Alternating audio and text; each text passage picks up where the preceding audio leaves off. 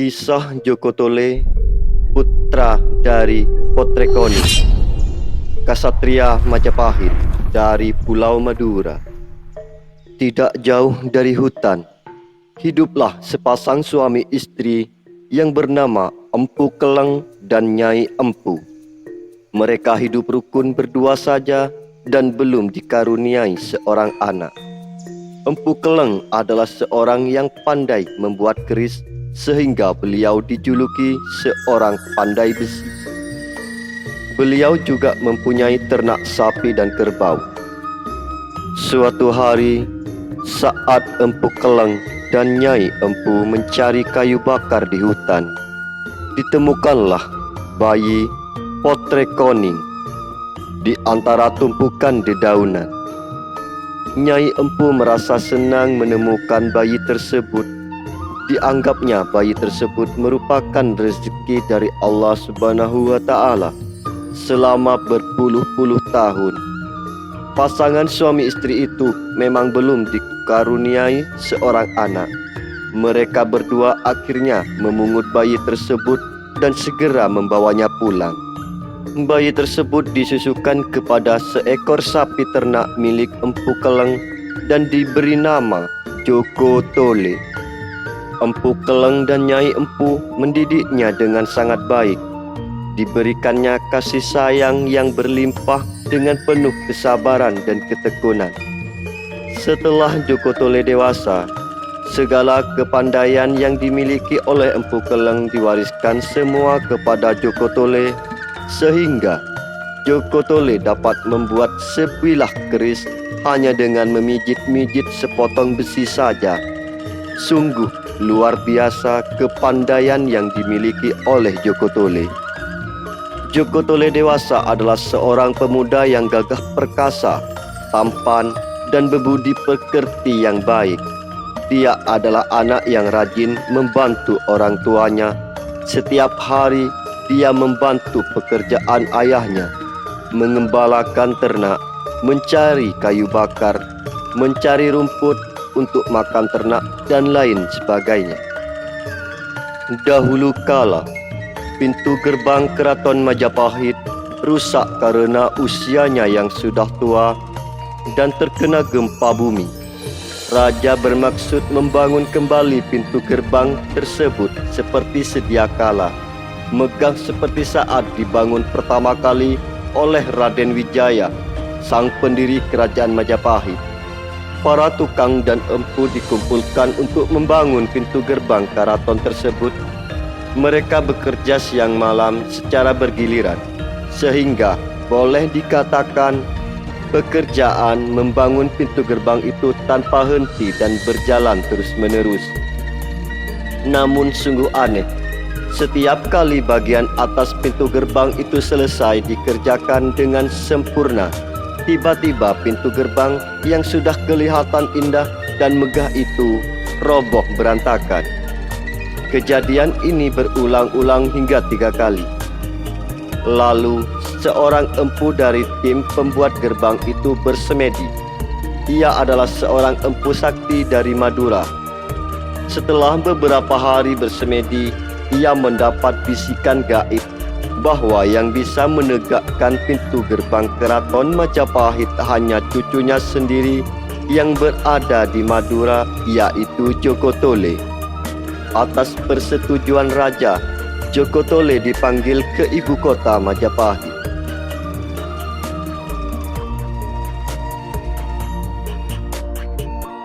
Sebelum dilanjut, jika Anda berkenan, like, subscribe, dan share, serta aktifkan lonceng notifikasinya.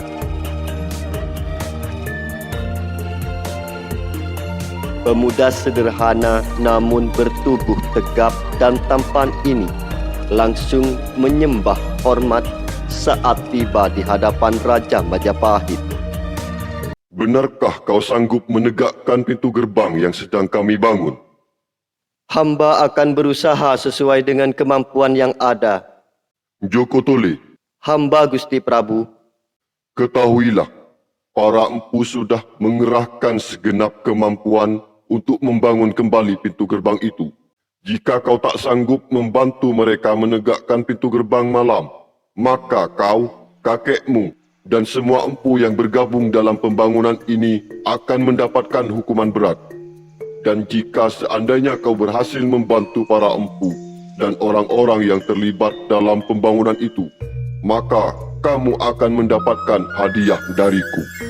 Sehingga dalam legenda disebutkan bahwa Joko Tole dibakar di atas belenga raksasa dan sesuatu dari pusarnya mengeluarkan cairan perekat semacam semen. Kemudian tetes keringat di sekujur tubuhnya menjadi bahan perekat yang ampuh untuk menegakkan pintu gerbang Keraton Majapahit. Akhirnya dengan bantuan Joko Tole, para empu dapat membangun dan berhasil menegakkan kembali pintu gerbang Keraton Majapahit. Tentu saja, Raja sangat gembira melihat kenyataan ini. Sejak saat itu, Joko Tole diangkat menjadi salah seorang perwira utama di Istana Majapahit. Sebab selain ahli bangunan, ternyata Joko Tole juga mempunyai keterampilan olah keprajuritan, bahkan dia mempunyai siasat perang yang tangguh. Oleh karena itu, jika ada hal-hal yang sulit diatasi oleh para Sanopati dan Panglima Perang Majapahit, Joko Tole disuruh mengatasinya. Jika ada pemberontakan yang bertujuan merongrong wilayah kekuasaan Majapahit, Joko Tole diperintahkan raja bertugas memimpin pasukan untuk memadamkan pemberontakan itu.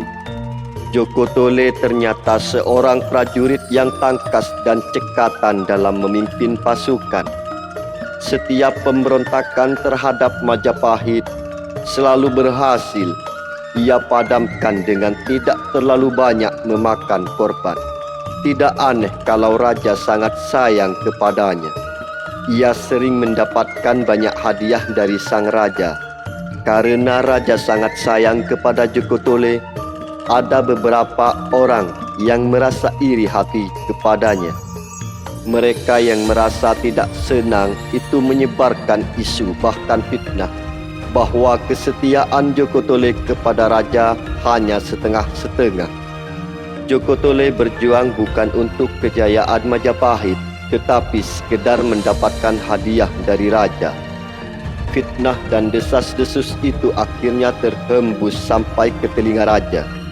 Raja sebenarnya ragu akan kebenaran berita itu.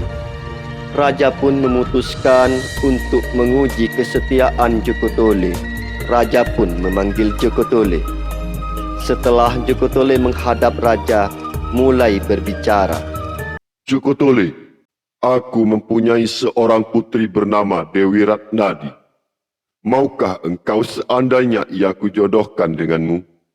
Hamba siap untuk dijodohkan dengan Putri Paduka. Tapi, apakah engkau tidak akan menyesal di kemudian hari? Mengapa hamba harus menyesal? Ketahuilah, putriku ini buta. Apakah engkau tetap mau mengawininya? Hamba tetap bersedia.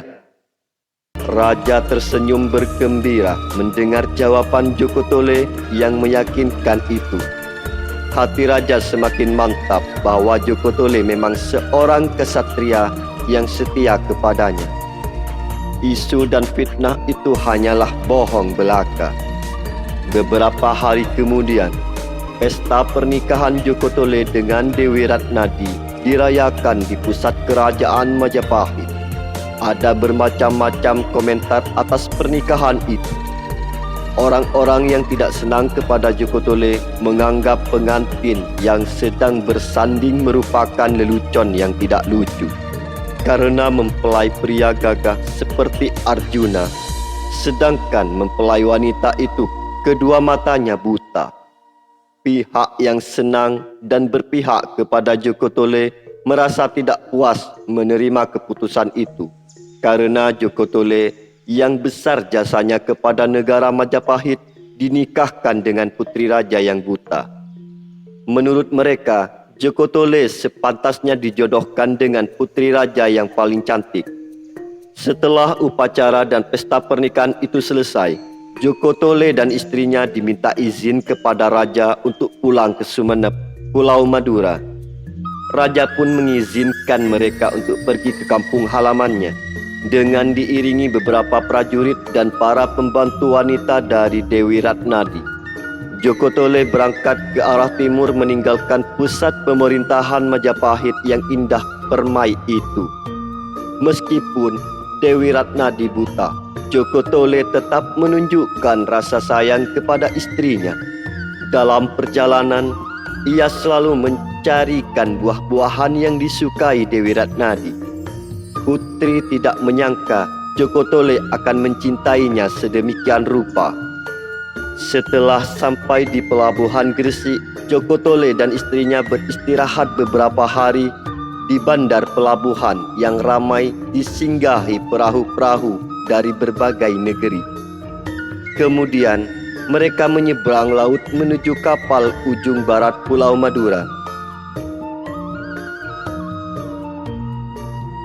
Pelajaran yang bisa dipetik dari kisah Joko Tole, Ksatria Majapahit dari Pulau Madura, yaitu saling bahu-membahu, bergotong royong, mempunyai etika profesional, ketulusan dalam mencintai, ikhlas dan kesetiaan, peran tanggung jawab yang tinggi, punya skill dan pengalaman tingkat tinggi. Semoga cerita rakyat kisah Joko Tole dari Pulau Madura ini bisa diambil hikmahnya yang dapat Anda petik dan dapat menambah wawasan pengetahuan yang memenuhi asupan Anda. Jika ada pertanyaan atau request, silahkan di kolom komentar. Kritik serta saran kami persilahkan. Jika ada salah, kami mohon maaf. Terima kasih dan wassalam.